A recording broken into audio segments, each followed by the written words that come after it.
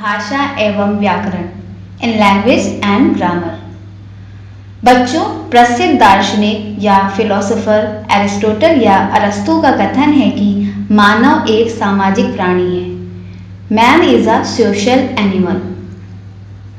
हम सब समाज या सोसाइटी में रहते हैं और इस समाज में ही रहकर हम अपना जीवन व्यतीत करते हैं और अपनी आवश्यकताओं के लिए हम एक दूसरे पर निर्भर हैं और एक दूसरे के साथ अपने विचारों या मतों का आदान प्रदान करने के लिए हम जिस माध्यम या मीडियम का प्रयोग करते हैं उसे ही भाषा कहते हैं। भाषा ही एक ऐसा साधन है जिसके द्वारा हम दूसरों के विचार समझ सकते हैं और अपने विचारों या बात को दूसरों तक पहुंचा सकते हैं। तो बच्चों, सबसे पहले हम भाषा का शाब्दिक अर्थ समझेंगे। भाषा का शाब्दिक अर्थ है, भाषा शब्द की व्युत्पत्ति भाष धातु से हुई है, जिसका तात्पर्य है वाणी, कहना या प्रकट करना। अतः व्यक्ति अपने भावों एवं विचारों को भाषा के माध्यम से ही प्रकट कर सकता है। भाषा के भेद यानी काइंड्स ऑफ लैंग्वेज। भाषा के मुख्यतः दो भेद होते हैं। भाषा के भेद हैं व्यक्त भाषा, अव्यक्त भाषा। व्यक्त भाषा के अंतर्गत मौखिक भाषा, लिखित भाषा एवं सांकेतिक भाषा आती है। व्यक्त भाषा यानी एक्सप्रेस लैंग्वेज, मानवों के बीच बोले जाने वाली, लिखी जाने वाली या संकेतों के माध्यम से समझाई जाने वाली भाषा व्यक्त भाषा के अंतर्गत आती है। संसार में अनेक प्रकार की भाषाएं प्रचलित हैं, जैसे हिंदी, अंग्रेजी, जर्मनी, संस्कृत, उर्दू, गुरुमुखी, तेलुगु, गुजराती, पंजाबी, कन्नड़ आदि। मौखिक भाषा को बच्चों हम लोग स्पोकन लैंग्वेज भी बोलते हैं। जिस भाषा का प्रयोग मुख से बोले जाने के तथा कान से सुने जाने के लिए होता है उसे कथित भाषा या मौखिक भाषा कहते हैं। इसका सबसे अधिक प्रयोग लोक व्यवहार में किया जाता है, जैसे नेताजी मंच पर खड़े होकर देशवासियों को संबोधित कर रहे हैं। हमारा सेकंड पॉइंट है लिखित भाषा यानी रिटन लैंग्वेज। जब मानव अपने भावों एवं विचारों को कलम द्वारा कागज पर लिखकर संप्रेषित करता है और दूसरा व्यक्ति उसे आंखों से देखकर या पढ़कर समझता है तो उसे लिखित भाषा कहते हैं। भाषा का मुख्य रूप से यही स्वरूप है, क्योंकि लिखित भाषा का प्रयोग वर्ण और अक्षरों द्वारा ही संभव है। जैसे योगेश अपने बड़े भाई को पत्र लिखकर अपनी परीक्षा का परिणाम बता रहा है। नंबर 3, सांकेतिक भाषा।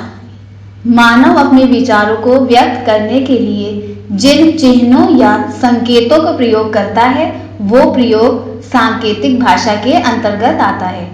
अतः संकेतों द्वारा कही जाने वाली भाषा सांकेतिक भाषा कहलाती है। जैसे चांद को दिखाकर रवि ने अपनी माँ से पूछा, माँ वो क्या है। नंबर 2, अव्यक्त भाषा यानी अनएक्सप्रेस्ड लैंग्वेज। सामान्य रूप से मानवों की समझ से बाहर की भाषा अव्यक्त भाषा कहलाती है, जैसे पशुओं की भाषा, पक्षियों की भाषा, कीड़े मकोड़ों की भाषा आदि। मातृभाषा एवं राजभाषा के रूप में हिंदी। मातृभाषा दो शब्दों से मिलकर बनी है, मातृ प्लस भाषा, अर्थात माँ द्वारा सिखाई गई भाषा को मातृभाषा कहते हैं। बालक जन्म लेने के पश्चात जिस भाषा से सर्वप्रथम परिचय प्राप्त करता है वो उसे उसकी माता या परिवार द्वारा सिखाई जाती है। जैसे भारत में अधिकांशतः हिंदी भाषा का प्रयोग किया जाता है, अतः बालक अपनी माता व पारिवारिक सदस्यों द्वारा सर्वप्रथम हिंदी भाषा का प्रयोग ही करेगा, जो उसकी मातृभाषा कहलाएगी। राजभाषा शब्द दो शब्दों से मिलकर बना है, राज प्लस भाषा, अर्थात जिस भाषा का प्रयोग राजकीय प्रशासनिक कार्यों के लिए किया जाता है उसे राजभाषा कहते हैं। हिंदी हमारे भारतवर्ष की राज एवं राष्ट्रभाषा है। पूरे विश्व में अधिकांशतः लोगों द्वारा बोली जाने वाली भाषा हिंदी है। हमारे भारत में सरकारी कामकाज भी हिंदी भाषा द्वारा ही संपन्न होते हैं। संपूर्ण विश्व में जितनी भी भाषाएं बोली जाती हैं उनमें चीनी भाषा का प्रथम स्थान है तथा हिंदी भाषा का स्थान तृतीय है। संस्कृत विश्व की सबसे प्राचीन भाषा है। इसे देववाणी, देवताओं की वाणी भी कहा जाता है। हिंदी भाषा का उद्भव संस्कृत से ही हुआ है। संस्कृत हिंदी की माँ है। हमारे देश में बोली जाने वाली आधुनिक भारतीय भाषाएं अग्रलिखित हैं। हिंदी, उर्दू, गुजराती, मलयालम, कन्नड़, तेलुगु, तमिल, उड़िया, बंगाली, पंजाबी आदि। हिंदी भाषा भारत देश के साथ साथ Nepal, Fiji, Mauritius, Pakistan, Trinidad, Bangladesh आदि देशों में भी प्रयोग की जाती है। भाषा का आधार और स्वरूप। एक सही एवं सुव्यवस्थित भाषा वर्णों के सुव्यवस्थित मेल से बने शब्द, शब्दों के सही मेल से बने वाक्य और वाक्यों के सही मेल से बनती है। अतः सही स्थान पर सटीक वर्णों, शब्दों एवं वाक्यों का प्रयोग कर अपने भाव को व्यक्त किया जा सकता है। भाषा का स्वरूप 3 प्रकार से निर्धारित किया जा सकता है: वर्ण, शब्द, वाक्य। ये हमारे भाषा के आधार के स्वरूप हैं। वर्ण, अल्फाबेट। वर्ण भाषा की लघुत्तम इकाई है। जिनके टुकड़े नहीं हो सकते उन्हें वर्ण या अक्षर कहते हैं, जैसे अ, र, न, उ, का, व आदि। शब्द, वर्ण। वर्णों के सुव्यवस्थित संयोग से शब्दों की रचना होती है, जैसे ना प्लस या प्लस ना। ये तीनों वर्ण मिलकर एक शब्द बनेगा नयन। इसी तरह भा प्लस वा प्लस ना, जैसे नयन, भवन आदि। वाक्य, सेंटेंस। जिस प्रकार वर्णों के संयोग से शब्द बनते हैं, ठीक उसी प्रकार शब्दों के संयोग से वाक्य की रचना होती है। जैसे राम प्लस घर प्लस चल, राम घर चल। पानी प्लस भर, पानी भर आदि। व्याकरण यानी ग्रामर।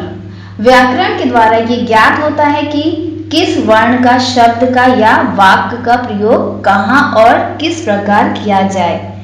व्याकरण द्वारा भाषा के नियम निर्धारित होते हैं, जिसमें भाषा को शुद्ध रूप से पढ़ना, बोलना व लिखना आवश्यक होता है। व्याकरण भाषा के स्वरूप को सुधारता और सजाता है। परिभाषा है उसकी वो शास्त्र जिसके द्वारा भाषा के शुद्ध रूप व प्रयोग का ज्ञान होता है, वह व्याकरण कहलाता है। व्याकरण ही भाषा को नियम में बांधता है, इसे परिष्कृत भी करता है। व्याकरण के भाग यानी पार्ट्स ऑफ ग्रामर। व्याकरण के मुख्य रूप से 3 भाग होते हैं।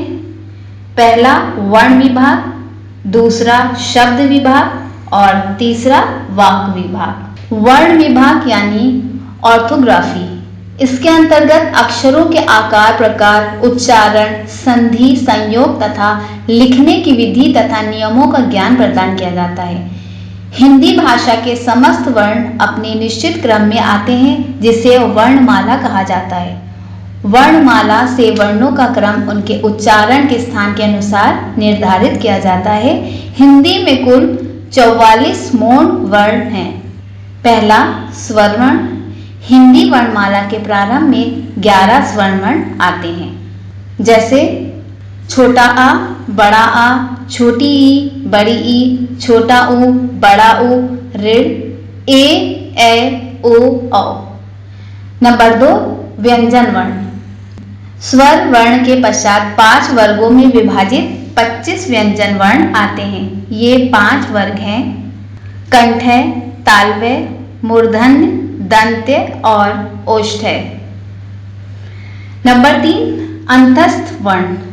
स्वर वर्ण और व्यंजन वर्ण के पश्चात 4 अंतस्थ वर्ण तथा 4 ऊष्म वर्ण आते हैं। इसके अतिरिक्त 4 संयुक्त व्यंजन भी होते हैं। शब्द विभाग यानी एटिमोलॉजी। शब्द विभाग के अंतर्गत शब्दों के भेद, रचना, उत्पत्ति और परिवर्तन आदि से संबंधित नियमों का ज्ञान होता है। इसमें 2 या 2 से अधिक वर्णों के मेल से बने शब्दों का ज्ञान होता है, जैसे घा प्लस रा। ये हमारे 2 वर्ण मिलकर एक शब्द बनेगा घर। वाक्य विभाग। इसके अंतर्गत दो या दो से अधिक शब्दों के संयोग से बनने वाले वाक्यों का ज्ञान होता है। इसमें वाक्यों के भेद, रचना, उत्पत्ति और परिवर्तन आदि से संबंधित नियमों का ज्ञान होता है। बच्चों, नेक्स्ट क्लास में एक नए चैप्टर के साथ हम फिर हाजिर होंगे। Then take care of yourself. Have a nice day.